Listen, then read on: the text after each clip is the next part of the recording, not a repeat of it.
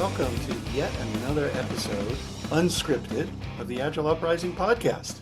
Here today with Chris Murman and a repeat victim, volunteer Ken Rickard. Ken, welcome back. This will be your second pod. Yeah. Chris and I and you and some guy from Canada. We won't talk about hockey today because Jason Little's not here, right? Right.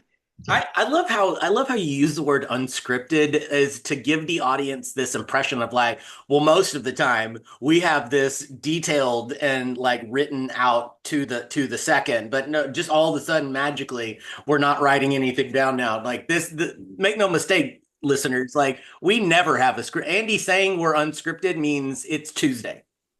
It's Tuesday, and we just got here 2 minutes ago, and we just said, shall we go? Sure. Awesome. Yeah. So this is a follow-up conversation about the little book with 6 big ideas of adapted orgs from frameworks to Sensemaking. We probably will steer away from too much detail about that, but see the show notes for links to the book, links to the previous podcast, which was, I don't know, back in May? Yeah, May of this year, 2024. Chris, this was all your idea. So if it goes south, I have plausible. I love when you're like, hey, Ken's kind of awesome. Like, what if we give him a platform? And then but since I reached out to him to ask that, it's now my idea. So this is history's being rewritten as we speak. It's only written by the victors. It's Philly love, brother. Philly love. So I will say this to kind of get us started is the cool thing about the book that you and Little have released and are still working on, right? Because see our previous pod about that. The cool part about it is it's extremely dense and rich material, but yet also it's kind of too simple to mess up, like in my mind, kind of a thing. And so I wanted to continue the conversation about like, hey, this is stuff that is really hard and really detailed and really like there is a way to go about this that makes sense. And yet also like we've made this a whole lot harder than really it should be. And so I guess I want to start with like, why do you feel like that juxtaposition is where we're at currently in the state of things? Well, that might be the first time I've ever been accused of being simple in the things that I create. So I didn't say that. I said it's potentially like you can make something too hard to do. Sure. You know what I mean? Yeah. Yeah, and of course, my memory a few months later, I don't remember if we talked about this the first time or not, but I don't ever shoot for simplicity or simple things because I'm a subscriber to the idea that in a world of complexity, the best way that we can handle complexity is to actually meet it with equally complex ideas. But I take it a step further and say, I get it that people are going to have a hard time understanding complex ideas, but what I shoot for is to make them digestible, not simple. Because if you make things simple, most likely people will look at it with the current lens, their current thinking, and they will take the idea and kind of stuff it into their current thought process. And that doesn't necessarily translate to new behaviors, new habits, new underlying beliefs. And to me, what I'm really trying to do is to help people change, not just get better faster or do things cheaper, but to actually help them evolve. And to do that, they have to actually focus at a deeper level. So digestible, yes. Simple. Right. No, not trying to make things simple.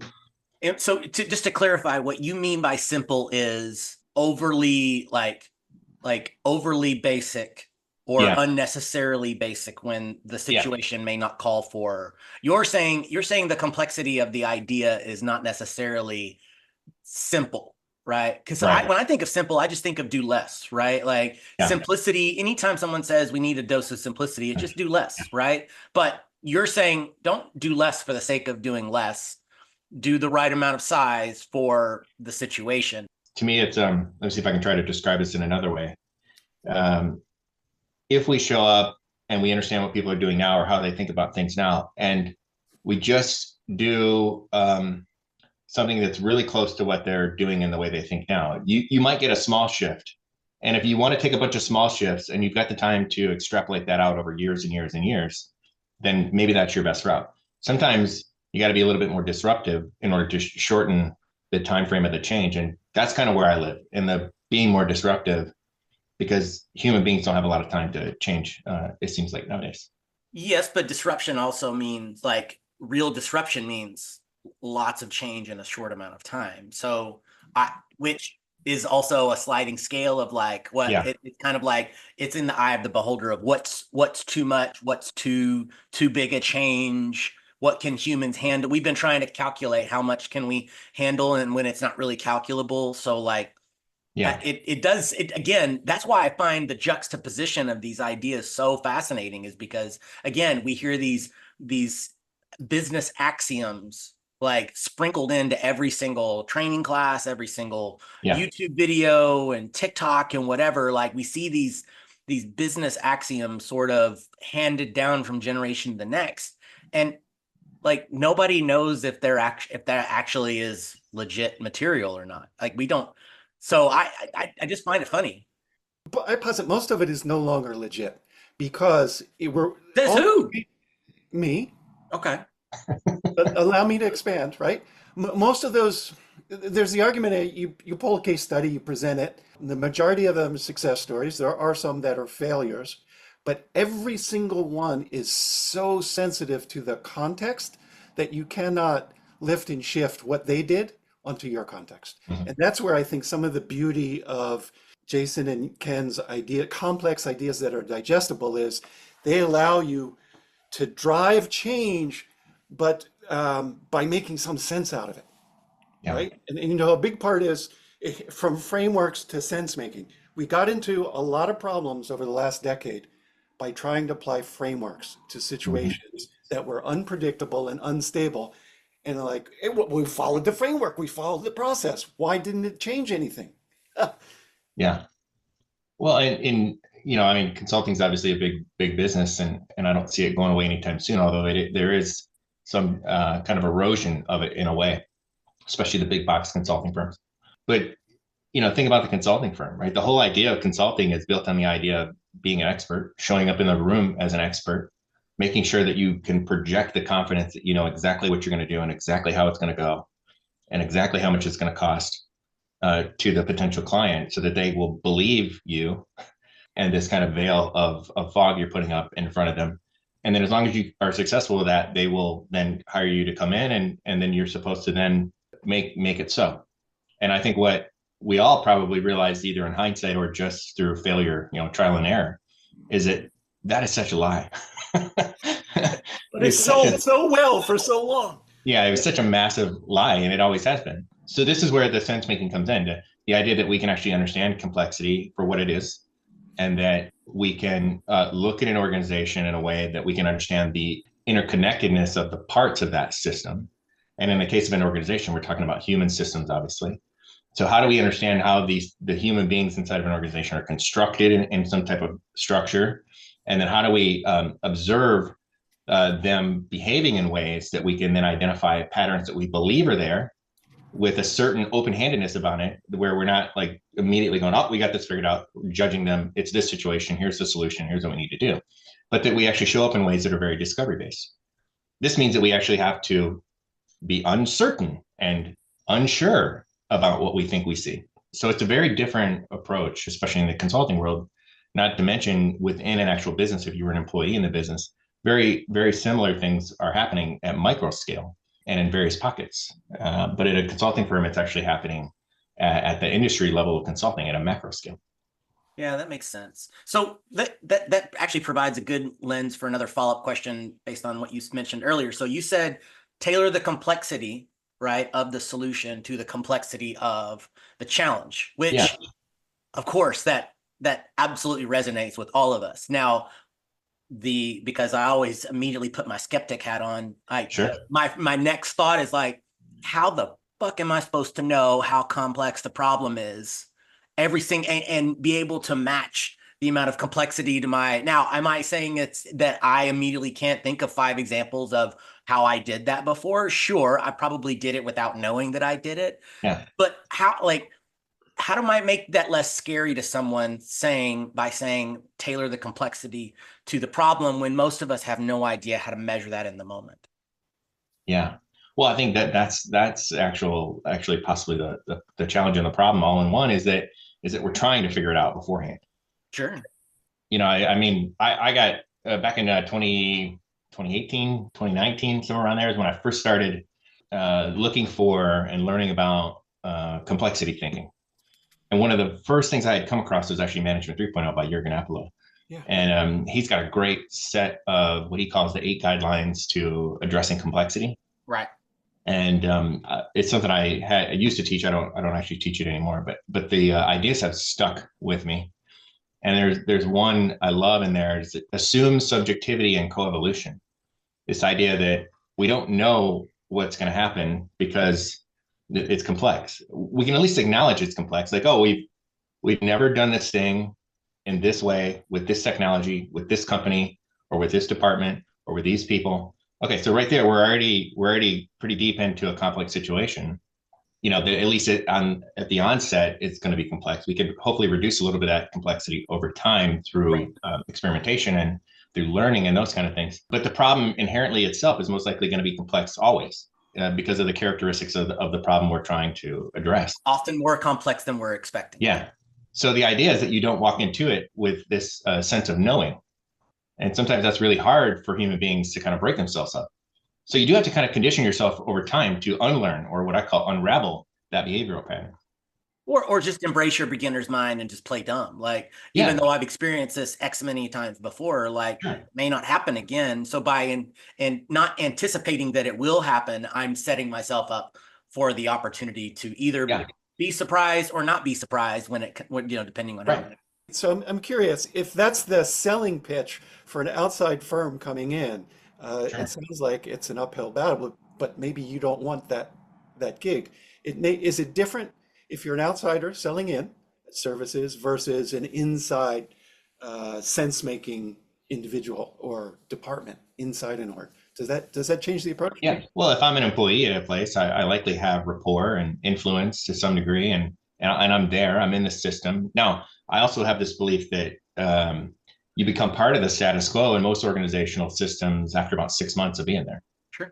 Well, some of these companies are so big that even though your paycheck says the same firm on it, you could be in a completely different line of business. So you might as well work for another So the idea of like being internal versus not, it totally varies. The part that I find interesting is, again, about matching the complexity of the solution to the problem. Is it's not necessarily that people won't say, sure, I'm happy to add that level of complexity. And the more complexity means the more buy-in, the more people have to be involved in it, the less nitpicking of little things and more just let's go on. Like, I think that is probably the biggest challenge of the complexity is not like, because especially when you're selling it as an external person, having done this before, it's like, hey, it's really complex because you have this many people and this many lines of business and this many number ones in your backlog. So it's going to take, multiply that to carry the 5 and whatever.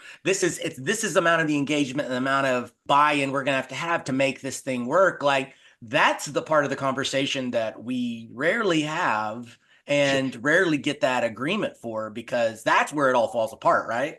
Yes. And inherently, so this has just been my experience, I guess, but inherently the client on the other side of that equation isn't going to just naturally trust you in most cases if they don't already know you. Right. So, and again, this could be the same thing in an internal relationship inside the same company you work for. If it's a department you've never dealt with before and you're walking into this situation for the first time, you don't know these people. So similar situation. But the idea is that I rarely would show up and actually just go like, let's dig right in. And here's how complex everything is because of these reasons, blah, blah, blah, blah. Because they could just as equally, with their current ways of thinking about things and their past history of how they've succeeded, they could very easily just dismiss all those ideas as like, oh, well, this person's just trying to make it overly complex. Yep. Like, so that you could actually become the problem in that case to them. You always become the problem in that case. And then the antibodies swarm and you are out of the room. Yeah. So instead, what I have started to do, and I'm teaching other folks about this at the company I work for, but we're starting to just be really vulnerable about the idea that we don't know and we're going to need to discover our way through it. And that we actually would need to teach them about those ideas, about why we can't just walk in with a whole basket full of confidence and all the things that we would normally say and do in order to convince them that we know what we're talking about. Because we've become really good at actually being adaptable and discovering our way through a problem, as opposed to showing up as the experts that already know exactly what we need to do and wear that expertise in our sleeves. And we're starting to find that the industry has built up such a callous in a way around the consulting firms that show up with the kind of expertise on their sleeves, knowing that they've been burned so many times, and they start to become wary of that behavioral pattern, that showing up with the vulnerability and the idea that we're like, hey, look, we're really good at adapting. This is our strongest possible characteristic we could have. And we're not going to lie to you or kind of pull the wool over your eyes that we know everything that needs to be done. Yep. Because our expertise isn't in knowing, our expertise is in learning and discovering. It's that age old adage of walking the line between skepticism and optimism, right? Like, Yeah. I think that it's possible to do something cool, but I also know that it's not going to go smooth. And if you've never it's almost like we recite our bona fides of I've done this so many times when we're not. What we're saying we've done is related to like quote unquote transformation or change or any of the, when really what makes our expertise so valuable is when you throw me a curveball, I can hit that off speed shit, right? Like that's the ability. And if I'm, or at least make contact, like I will not strike out. Like I will keep fouling those things off until we get something out of the park. Like that's why people, say, hey, we'll pay you all to help us because we don't know where our curveballs are coming from. They're the pitching machine's throwing that shit, right? So like these organizational off speed pitches, wow, I am taking the metaphors just like this direction. But you all see where I'm going is it's like with the ability to respond is what we should be saying is our expertise as opposed to like, so sense making is I'm going to just step you all through this because I know there's a fork in the road somewhere. I don't know where. It's like, it's like a game of D&D. I don't know that there's something behind that there. My gosh, Andy, stop me. I have. Yeah. Well, I wanted to jump in here. Take a breath. I'll mute him. Yeah. So think about this too, especially in the consulting world. How many times do we actually walk in and help a company kind of quote unquote transform? That real transformation at any kind of substantially sizable organization takes years and years and years for it to really be a holistic change and stick. So we're rarely walking into a client and then seeing that change all the way through, because usually if you're in a consulting position, they're not going to pay for 5 to 10 plus years of you being there permanently. It's just not in the cards. So rarely are we actually seeing the full, again, kind of quote unquote transformation. We're really just trying to help them nudge the system along and nudge the behavioral patterns of the folks in that system along. Therefore, our best asset is the ability to help people with behaviors, not frameworks. Frameworks are something that is, we've got GPTs now. You can essentially go and ask a GPT, how do I run a retrospective? There's books on it. Like people can read these things and learn about it well enough for them to, as long as they can experiment through it. They don't necessarily need somebody that's constantly there in a Scrum Master position or in a coaching position that's like their babysitter and is doing a lot of the work for them and becomes their crutch. That is actually part of what I think has kind of caused the agile industry to take a nosedive over the past couple of years. But instead, if we actually show up when they are stuck and knowing that it's a human system, we actually help them at a people level, and we remove the idea of frameworks and kind of the commodified version of agile that has always been there. Now we start to get in a place where we're valuable. Right. And that's, to me, where the techniques of sense making, complexity thinking, and system thinking come into play, because now that's my toolbox. The toolbox I have are these ways of adapting and thinking that enables you to help others see the complexity in the system and know how to navigate it. So we've used that phrase sense making a couple of times so far, Ken. Yeah. Like what I know that we've been talking about it without actually talking about it. Yeah. And I know that when I said, hey, let's have a conversation about this topic, it's like, well, how are we not having a conversation about it? But like, if you were to say, if someone says sense making, like what is, like, do you have like an elevator pitch for what it is?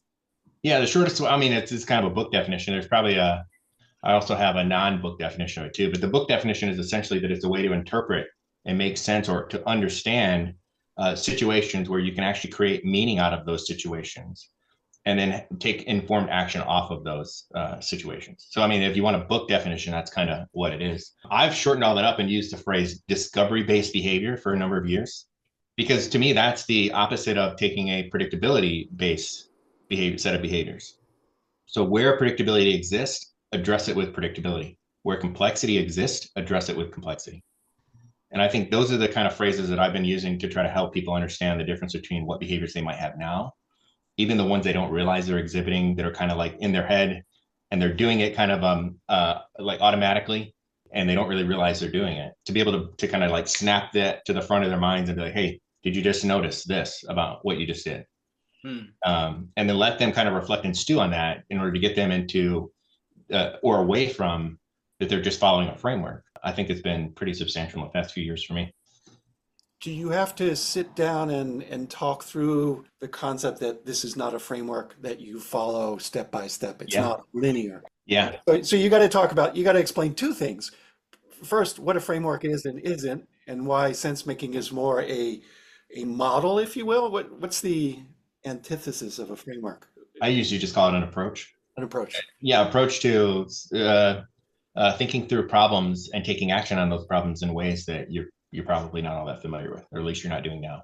It just goes to show like that language is such a relative thing. Like ultimately the words you use, like Ken, are not that strangely different from a framework, and framework means a bunch of things to a bunch of different people. That's why I find like context is so like it's such a rabbit hole to go down, and yet we can't ever have enough context to really make everything that we're saying matter. So that's why a lot of this stuff just feels like shuffling deck chairs on the Titanic, because like what ultimately we're not saying, it's like when you just like your elevator pitch of sense making doesn't sound a lot different from some of the coaching conversations you've probably had before. You might have been using sense making without realizing it. That's the first time you described it to me, that's what it felt like to me. But yet at the same time, not understanding the intentionality and doing it purposefully is obviously a much different mindset. Notice, or maybe you haven't noticed, but notice that I'm not using commodified industry words. I will stay away from words like agile, agility, mindset, framework, like the Agile Manifesto. I'll stay away from all of those things because to me, at the end of the day, what I want to do is I want to take any of that commodified language and any of the kind of commodified behaviors that exist in the industry, and I want to boil it down to the underlying behaviors and beliefs that sit behind those commodified things for people. And then I want to take sense making and inject it into that situation so that somebody can start to see behind the veil of what has taken place. And then ultimately what they start doing is that then they start to realize that their behaviors start to just become motions. And then we can start to have really foundational conversations about what it is they're doing and why they're doing it. And that's how we start to unravel the ideas. You strip away all of the extra hoopla around industry terminology. Then you're avoiding someone's mind subconsciously going down a path that is not helpful into the conversation by, like instead of when you talk about, measures of success, instead of using words like metrics or whatever, you strip away all of the predisposed context. Yeah, I would use leading and lagging indicators of success. Right. Because really, I want to get deeper down to a more basic set of words that they're not used to using. It's more words, but it also tries to not use the shortcutted phrase that might be mean one thing to you and mean something different to me. Success is one of those words, right?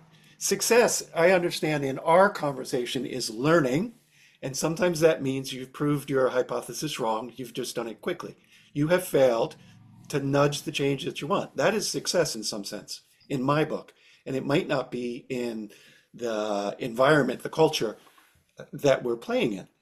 Right? Words matter, or communication matters, and words get in the way so often, which is why I love some of the visual stuff that you do, Ken. Stripping away predisposed feelings with predisposed phrases that the industry has, normalized or whatnot. But the cool thing, Ken, is that if you let's say you like a random company, like the language that you're taking to strip out all of the context and predisposition, you use this phrase to mean something, but if you stumble onto a client that uses that language already to describe something, it's so easy to just go, then I'm replacing it with something else, because again, the point isn't to use specific language. The point is to take away all of my assumptions away and say, let's come up with something, like, again, letting discovery be the driving force as opposed to like any other, insert buzz phrase here.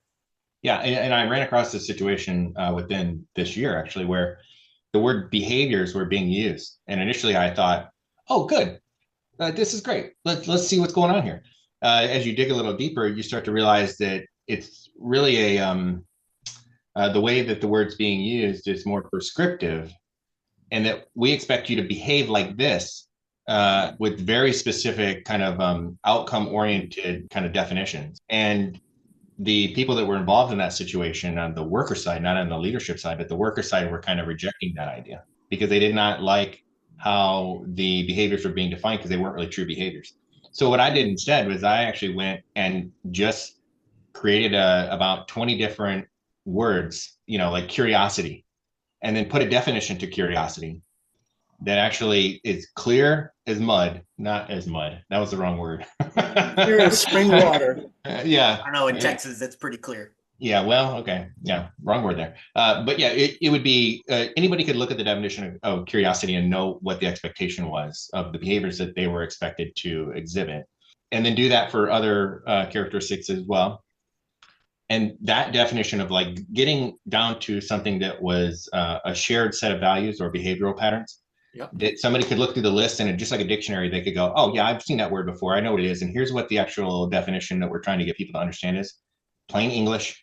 And they could just look through that list and go, "Okay, yep, I understand." That was met with much more reception of the idea and the shift to the change versus like, I'm trying to remember some of the ones that were in there originally, but not coming to mind at the moment, but much more rigid in the expectations and less about behaviors and more about actions, I would say. And so it was the behaviors words being used as actions that everybody was kind of rejecting. In that scenario, what were some of the problems that you wanted to tackle through some sense-making maneuver? Well, yeah, one of the biggest things was that there was a pretty prevalent culture of heroism, stoked up by kind of ambition. Hey, we aren't being as innovative or creative, or we're not getting to the outcomes we want. So on the stick we've been using, we're going to put a carrot, and then we're going to see if that carrot actually, entices people to do things. It's still extrinsic motivation, and so it would work in some cases, in other cases it wouldn't. But when it does work, it's typically short-lived because extrinsic motivation isn't really sustainable in a high changing environment. And so the alternative is to actually go up another level to where we're actually creating collaboration through human connection. So the behaviors and the definitions of the behaviors actually cause people to realize that, oh, so this is what they're suggesting that I should do and how I should show up and how I should behave. And oh, by the way, the other thing we're talking about adding is peer 360s, so that it's not management who's actually judging whether you're doing a good job or not. It's actually your peers. So now that actually reduces the heroism that's in the system, because now I'm not trying to, kind of chase the acceptance of my management structure. I'm actually trying to make sure the people I work with who are on the same level as me and do the same job as me, or work within the same team as me, and we're on the same outcomes, to try to help them realize that it's their peers who they really need to figure out and work with appropriately. That starts to get a different set of behaviors out of people. So they stop chasing the kind of hierarchy ladder and the incentivization from that. Yeah, because if those outcomes are written in a constructive manner that don't just describe the behavior you're looking for, but also how a complete stranger on the street would know that this is the behavior. Yes. Like writing those outcomes in a meaningful way is what allows us to not all follow the framework the exact same way, or follow a framework at all, to use whatever pieces of whatever, like IP that we have to come up with a good way of delivering crap. Right. Like that's when you have uniformity in the company, is when there's autonomy to decide what you need for your specific product or project. Right. And at the same time, we can all be one happy family working the way that makes sense. Like that's when sense is starting to be found. And there's a resilience in that practice too. And I love the values-based approach, because people can go from table to table, room to room, team to team, and understand what's expected of, quote, that big bucket of behavior. That seems like an easier change to implement, clarify what we mean by these words. I'm curious how you approached the Peer 360 versus, the annual performance review by the manager, because that's a significant change in even the smallest of organizations. Yeah, well, we're still in the midst of doing this work right now. But so what we're starting to get moving along with is we're creating a pool of questions based on all those behavioral patterns and the definitions of them. And then that's going to go into a kind of a randomizer, which is going to generate about 10 to 12 questions or so. And then either quarterly or biannually, they would essentially send kind of an assessment, if you will, would ask about 10 or 12 questions of their peers that they've been working with. The questions will be directly related back to the behavioral patterns that have been defined, and everybody understands that this is the definition of behaviors like the curiosity, and one of them is grit, which is like my favorite. I love the idea of grit. So they would be able to get feedback, and that feedback, the idea is it won't go right directly to their managers necessarily. I mean, the manager would be informed of the feedback kind of at aggregate level, but it would actually go to a coach. So the coach would then partner up with that employee, given their feedback from their peers. And the coach obviously would take a completely different stance than your traditional manager. Right. So the traditional manager might have a tendency to use that feedback as a weapon, whereas the coach is going to try to help the individual understand the feedback. And then the idea is that the individuals will get a chance to go, well, yeah, I was kind of surprised about this, this rating here on this particular behavioral pattern. So I want to explore that. I want to figure out what I could do in order to make that better, and then work with a coach in order to try to elevate or raise that awareness around that behavior. Nice experiment. I'm curious, what are some of the leading and lagging indicators?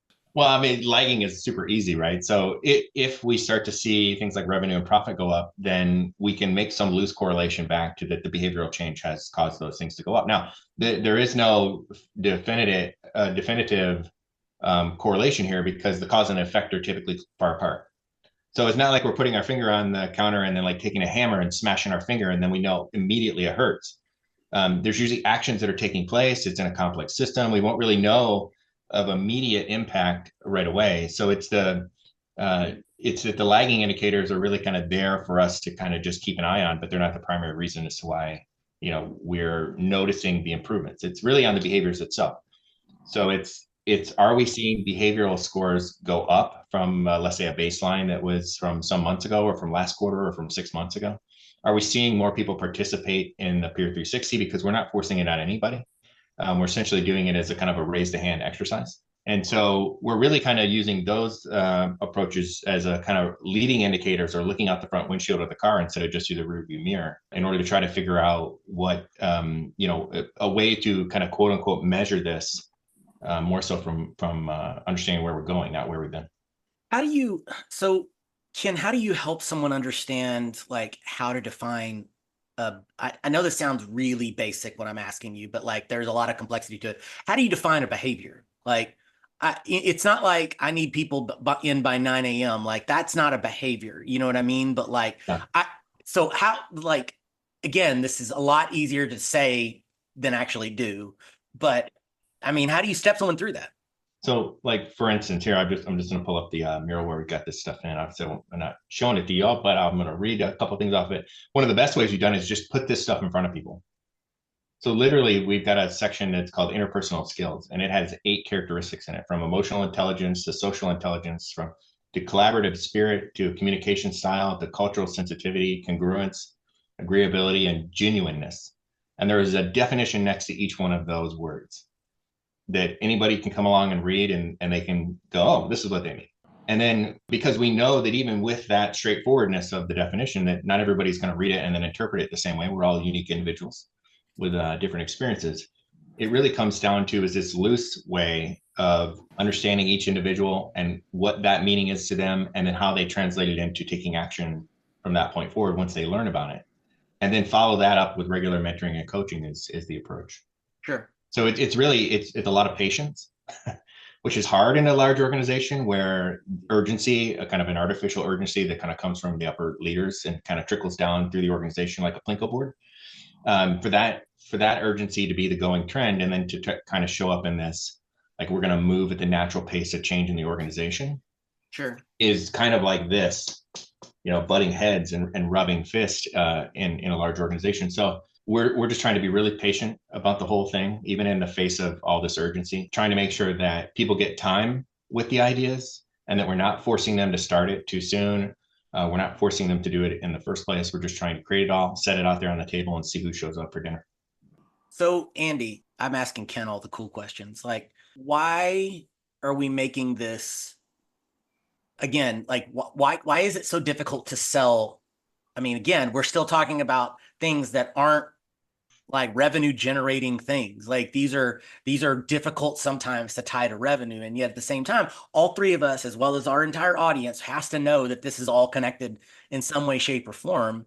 And yet we still struggle with getting people to invest in this type of this type of activity, you know? So like why are we still struggling with this? You said it at some point, Ken. Maybe it was earlier as we were preparing for this. Common sense is uncommon.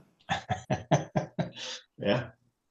And on top of that, the sense of urgency that's coming from one group and the sense of I'm tired of putting out fires from another group is competing, right? Yeah. So, a big part of sense making, as I understand it, is nudges, making certain, quote, behaviors more attractive than others. But a huge piece of it is telling Mhm. story through metaphor in a way that we all comprehend it without getting too caught up into digesting or taking apart individual words. Yeah. Talk to us a little bit about the storytelling and the nudging and the metaphors approach that's built into sense making for you and the six big ideas. And then maybe we'll wrap up to talk about what's coming next. Yeah. Yeah. Somebody asked me the other day, they were like, Ken, what's up with all the Star Wars stuff? And I said, well, as a child, I'm willing to admit this now as a almost 50-year-old adult, but I played with Star Wars like religiously, Star Wars toys. It was what I did growing up as a child, that and a little bit Nintendo. But to me, it was that using those action figures to actually create story and to train my brain about just to make up stuff has been such a benefit to me as an adult that now I think in visuals and metaphors and stories. And actually, it was reinforced by this idea from Jürgen Appelow again in his 8 guidelines, because the very first guideline in Jürgen Appelow's eight ways to address complexity is actually address complexity with complexity. And the way he describes that is through you can make sense of complex situations through storytelling, metaphors, and visuals. And I took that to heart, again, given my childhood and upbringing. And I have since set out to visualize things that are really complex, but do it in ways that are digestible so that the average person can not simply learn those ideas, but through taking a little bit of time to understand a concept visually, be able to digest a complex subject so that they can handle complexity in a sense making way more easily than they could otherwise. And so it has really become part of what I do and the way I think and how I strategize around change inside of an organization. And it has also helped me get away from the commodified version of Agile and things like Scrum and Safe and all that stuff, which I think from this point forward, the sense making will be much more valuable in the toolbox of coaches than knowing a particular framework in or out, inside and out, I should say. Yeah, so I think that's been the benefit of it for me and how I kind of got there. A little bit of a backstory, I guess. See, I even told that in a story. Right? And for our listeners, pause. So let's break the veil. Listeners, how does that resonate with you when it's a story and you have visuals, whatever comes to mind for you and Star Wars and action figures, much better than pure words. Now, Yeah. we can also do song and music on a podcast, but we're not going there today, are we, Chris? We are the only, Andy, you and I have talked about this on this podcast before. We are the only species that tells stories.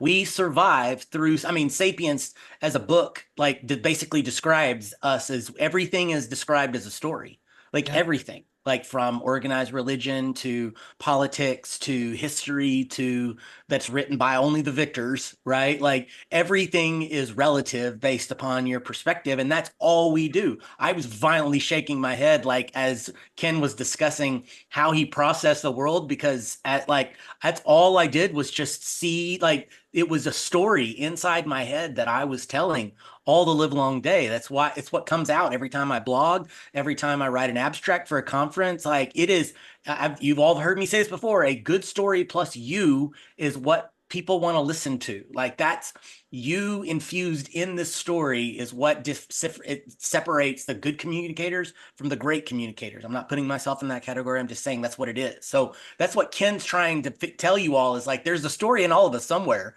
You just have to find it and then use that as your vehicle to kind of get these ideas out there, because you repeating slides that are on a screen is not a story that people want to hear. They like, that's not what resonates, you know, like that's reading slides won't get there. So you have to find your own way.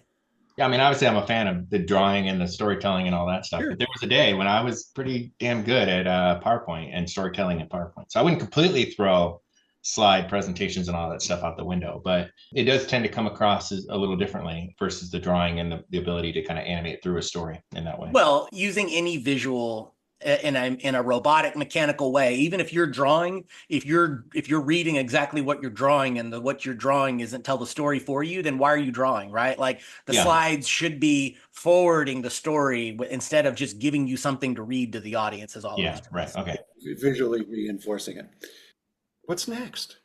You know, we talked about previous podcasts that the small book with big ideas, maybe 90 pages, one sitting read, easy to absorb it, and then a lifetime to practice it. But you've hinted that there's more coming. What are you planning? Yeah. Well, I think we wrote in the kind of experimental run of the book that we were writing a bigger book. And Jason and I don't think we've written anything since, so that's unfortunate. But I was talking to him the other day, a couple weeks back, I think it was, and I had this idea that, well, why wouldn't we eat our own kind of dog food, drink our own champagne, and why shouldn't we just keep writing 80-ish pages kind of experimental books? It's a very discovery-based approach. It kind of uses the idea of iterative and incremental and experimental. So I had some chapters that I was working on that didn't make it into that first kind of 80-page-ish book that probably could use a little bit of a dust up and get it a little bit organized. And what it does is it kind of takes the 6 big ideas, sense-making concepts, and starts to put them into your systemic context of your organization. So I think, at least as of now, I haven't talked to Jason at all about this, but we did talk about that we might write just 3 or 4 small 80-ish page experimental books and then get to a spot where, you know, we've kind of discovered our way through all that over the next couple of years. And then maybe we combine it into a single book somewhere down the road, or not. Maybe we just keep 3 or 4 small books as a series. We'll figure it out as we go. Hope you're subscribed to the podcast, Little. This is how you're finding. You've been put on This notice. is how he finds out. Yeah. Here's the next book for writing partner has already got the deal signed for you, so get ready. a little bit of a nudge. Ken always has an open space anytime you want to talk about anything, because it's way more interesting than the shit that I think of. So, Ken, thanks for being a good sport about chatting with us, and we got more topics to come. Awesome. Yeah, my pleasure. Always enjoy talking to you guys. Yeah, see the show notes for ways to find the previous pod, the book, the little book of 6 big ideas, and get in touch with Jason and Ken. Listeners, if you enjoyed this show, share it with a friend. Get them involved, somebody who might benefit from it. Join the conversation if you are so moved on Discord. And finally, give us some support through Patreon. See the show notes for details, and then Murman and I and the rest of the guys won't have to cash those Russian checks we've been getting from Bennett to help support the show. Why are they Russian? It's the Kremlin. Don't you know the checks that's supporting all those podcasts out there? You are not up on current events, Chris. Clearly not. Gosh. Thank you both. Enjoy talking to you. This is the Agile Uprising podcast. We're signing out.